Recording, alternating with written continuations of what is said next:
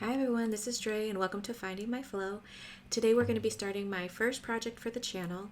This is a desk I picked up at a garage sale for my daughter for 20 bucks.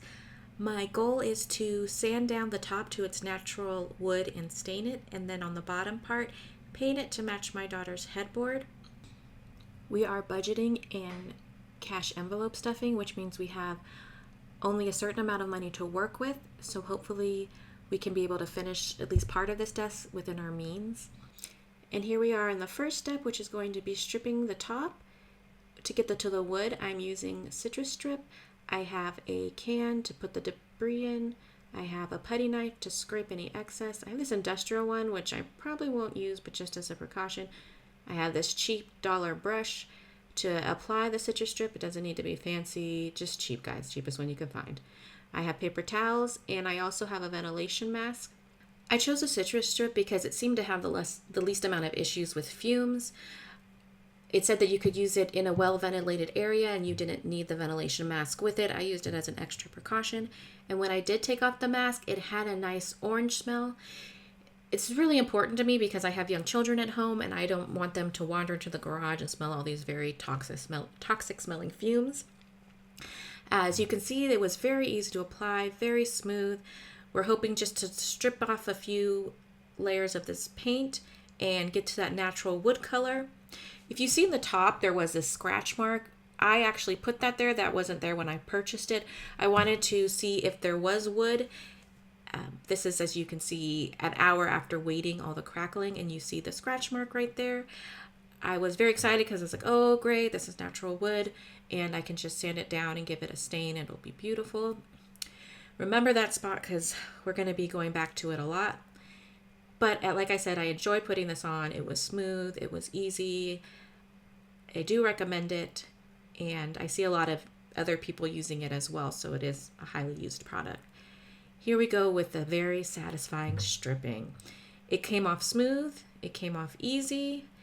I did see online that a lot of people said you have to use it 2 cycles of it, even though the bottle says 1. And I took off enough to where I thought, hey, maybe I can try to sand it down. So here we go with the sanding. I was trying to see if it will just come out, but as I started to go through it, I noticed, there's random dark spots, and I was afraid that it would have uneven sanding, uneven marks because it's so dark. So I decided just to scratch that and do a second coat of the stripper. It's really easy to put on, so you figure why not. The hardest part of this is just giving it that time. It suggests 30 minutes, but I gave it an hour. We're in Arizona, so these things dry very quickly here because there's very little humidity. Now we're stripping it off, and you can see it just came off smooth. I should have just skipped the sanding, and then done the second cycle of the strip gel because that was very easy.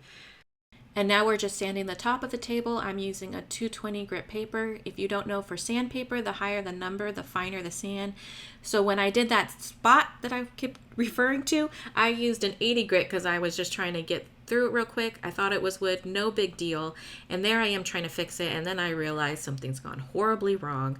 And I get frustrated, and I'm just going to do the edging now because I'm going to show you what just totally deterred my project. It is this, y'all.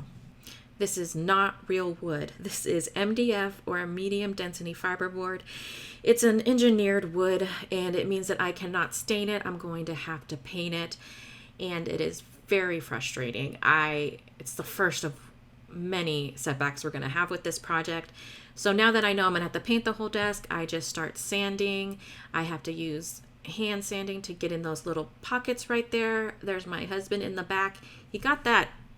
Side note, he got that 4-burner Blue Rhino griddle off Facebook Marketplace. Someone was giving it away for free because the outside was rusted and the inside was just a hot mess, but the actual burner parts were in practically brand new shape. So he's working on restoring that right now, which is why you'll see him in the background a lot. All right, let's get back to the desk and what will be our next setback in this project. I got this primer, and it's a big bottle, and it had a long, thin nozzle, and I was like, oh, this is going to be great. We'll get a big area. Y'all, this was not it. It had spray everywhere, It was dripping. It was a mess. And I know it's going to be an issue later because I'm going to have to sand all this. It was great for the top, but the overspray is just way too much. It was all over the place. Now I'm just adding that second coat of primer and I'm cleaning it up.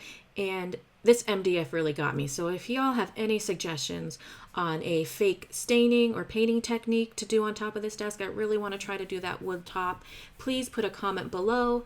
Thanks for joining me. Please join me next week because I am sure once we start this project, it's going to be going all wrong again because it wouldn't be me if it wasn't. Thanks for watching. Bye.